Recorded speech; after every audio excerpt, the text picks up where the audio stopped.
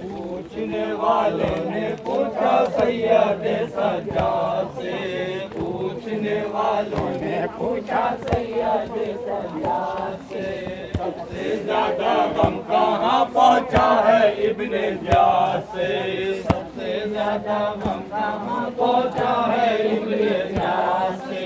آپ نے کہا اس گھڑی یہی، آپ نے کہا اس گھڑی یہی، شام شام شام آئے شام کا بازار،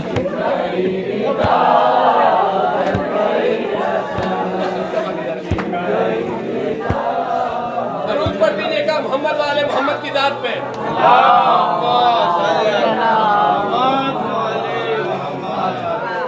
جناب سکینہ بنت حسین سلام اللہ علیہا اور جناب ام کلثوم بنت علی سلام اللہ علیہا کی بارگاہ مقدس میں اس وقت ہم موجود ہیں۔ تاریخی اختلاف کے بنا پر 2-3 کتابوں کا ذکر کر کے میں اپنے مقصد کی طرف آؤں گا، اور زندگی میں کبھی موقع ملا تو تاریخی گفتگو ہوگی۔ علامہ صاحب موجود ہیں اور مجھ سے زیادہ علم رکھنے والے ہیں، خدا ان کے علم میں مزید اضافہ فرمائے۔ مجھے صرف یہاں پر 1-2 جملے ضرور پڑھنے ہوتے ہیں اور میں یہ سمجھتا ہوں کہ واجب ہے۔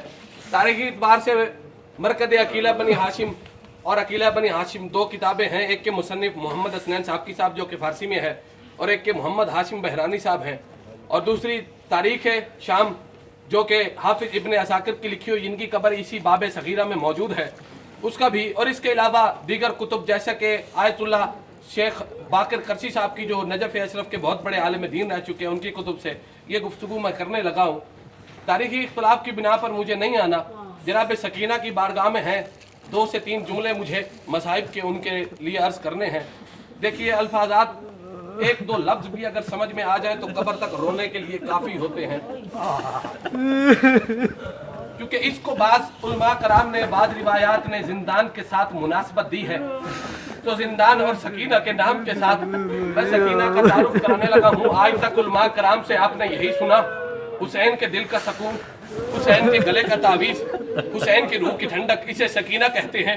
لیکن زندان کے حوالے سے میں ایک تعارف کرانے لگا ہوں، اور میں وعدہ کرتا ہوں جب تک یہ لفظ یاد رہیں گے آپ اپنے گھروں میں بھی روتے رہیں گے۔ سکینہ کسے کہتے ہیں؟ زندان کی زمین کو جو اپنا خون پلا کر خود پیاسی سو جائے اسے سکینہ۔ زندان کی زمین کو جو اپنا خون پلا کر خود پیاسی سو جائے، خود پیاسی سو جائے۔ اجرکم اللہ، جس کو میری بات سمجھ میں آ گئی ہے خدا اس پر رحم کرے، سوائے غم حسین کے کائنات کو اسے کوئی غم نہ ہو۔ جس کو میری بات سمجھ میں نہیں آئی میں بات سمجھانے کی کوشش کرتا ہوں کہ یہ خون نکلا کہاں ہے اور کب نکلا ہے۔ 10 محرم کا دن ہے، 7 قدم پر موجود ہے سکینہ، امام حسین کے سینے پہ شمر ملعون ہے۔ سکینہ ہاتھ جوڑ کر کہتی ہے نہ مارو میرا پیاسا تھا۔ اجرکم اللہ، اس کے ایک ہاتھ میں حسین کا سر ہے، اس نے دوسرے ہاتھ سے سکینہ کو پکڑا، سکینہ کو اجر رسالت دینے کے لیے دست شفقت سکینہ کے سر پہ رکھا، سکینہ کے سر پہ رکھ کے سکینہ کو جب پیار کیا، سکینہ کے دونوں قدم کربلا کی زمین سے اجرکم اللہ، پھر اس نے سکینہ کو ایسا اجر رسالت دیا، سکینہ کے کانوں سے خون جاری ہوا، پھر یہ خون کربلا سے کوفہ، کوفہ سے شام تک رہا، اور شام سے زندان تک رہا۔ اس لیے تو کہا ہے سکینہ وہ ہے جو زندان کی زمین کو اپنا خون پلا۔ اجرکم اللہ، اجرکم اللہ۔ آخری جملہ اور اجازت، یہ پہلا تعارف تھا، عالم دین کی موجودگی میں میں دوسرا تعارف کرانے لگا ہوں۔ یہ جملہ میری ماں، بہنوں اور بیٹیوں کے لیے ہے کہ سکینہ کسے کہتے ہیں۔ پردے کی حفاظت کے لیے 10 محرم کی شام کو خیمے کی آگ سے جس کی پشت جل جائے اسے سکینہ۔ اجرکم اللہ، خدا آپ کو سوائے غم حسین کے کائنات کا کوئی غم نہ دے۔ یہ بات بھی میں سمجھاتا چلوں سکینہ کی پشت جلی کس طرح سے ہے۔ 10 محرم کے دن ہے، سب شہید ہو چکے ہیں، غازی کے شانے کٹ چکے ہیں، حسین دنیا سے چل چکے ہیں۔ مسلمان اجر رسالت دینے کے لیے خیمے کا طواف کر رہے ہیں، اچانک خیموں کو آگ لگی۔ امام سجاد نے حکم دیا خواتین سے باہر نکل جاؤ، ہر کوئی نکلا مگر سکینہ نہیں نکلی۔ بی بی زینب نے کہا سکینہ باہر آ جاؤ، سکینہ باہر آ جاؤ، جل جاؤ گی۔ سکینہ نے رو کر کہا بپی اماں آپ کے بال بڑے ہیں، آپ چہروں کو چھپا سکتی ہیں، میں 4 سال کی معصومہ ہوں، میرے بال بڑے نہیں ہیں، میری اجرکم اللہ، سوائے غم حسین کا کائنات کا کوئی غم نہ ہو، دعا مانگا کرو۔ میں جھولی اٹھا کر دعا مانگتا ہوں، اللہ کرے کبھی کسی بھائی کے سامنے بہن کو نہ مارا، اللہ کرے کبھی کسی بھائی کے سامنے بہن کو نہ مارا جائے، اللہ کرے کبھی بہن کے سامنے بھائی کو نہ مارا جائے۔ والی کی اولاد تیرا مقدر، کبھی سجاد کے سامنے سکینہ۔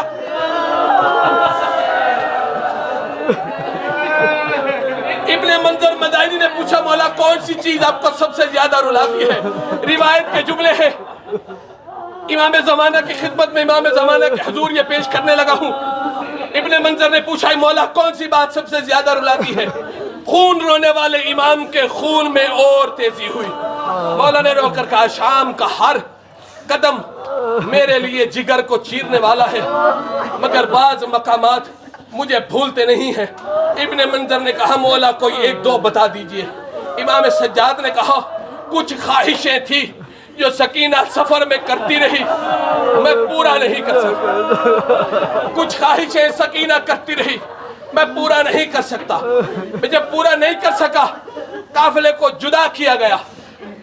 شمر تاریخ کربلا لکھنے کے لیے میرے پاس پہنچا، ظلم کرنا شروع کیا، ہر کوئی خاموش رہا، سکینہ خاموش نہ رہ سکی۔ سکینہ نے اپنے جسم کو میرے جسم پر ڈالا، ہاتھ جوڑ کر کہا شمر کربلا سے مارتا آ رہا ہے، اب تو بس کر۔ کربلا سے اپنی آوازوں کو بلند کیجئے، خدا جانے پھر کب موقع ملے، اب تو بس کر دے۔ ابن منظر نے پوچھا پھر کیا بولنا، آپ کو چھوڑ دیا؟ امام سجاد نے کہا ہاں ابن منظر، پھر شمر نے مجھے تو چھوڑ دیا، سکینہ کو پکڑ،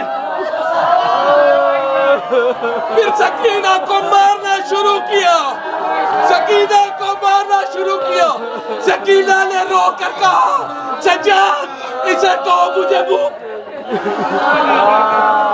اجرکم اللہ، اجرکم اللہ، اجرکم اللہ۔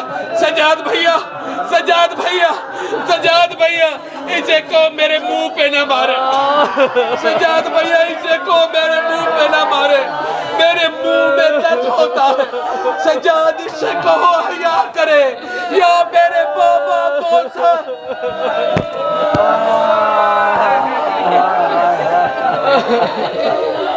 یہاں میرے بابا بوسا، یہاں میرے بابا بوسا جو جناب فاطمہ کی شہادت سے واقف ہے، 6 مرتبہ مسلمان جناب فاطمہ کے دروازے کو ہاتھ سے کھٹکھٹاتے رہے، 3 مرتبہ بے ادبی سے ٹھوکروں سے۔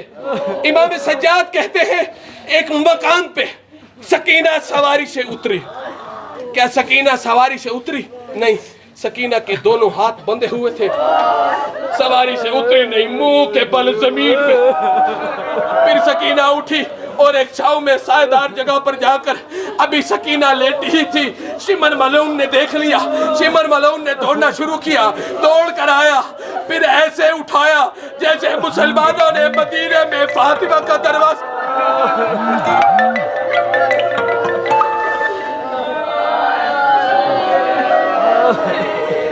ماتم حسین،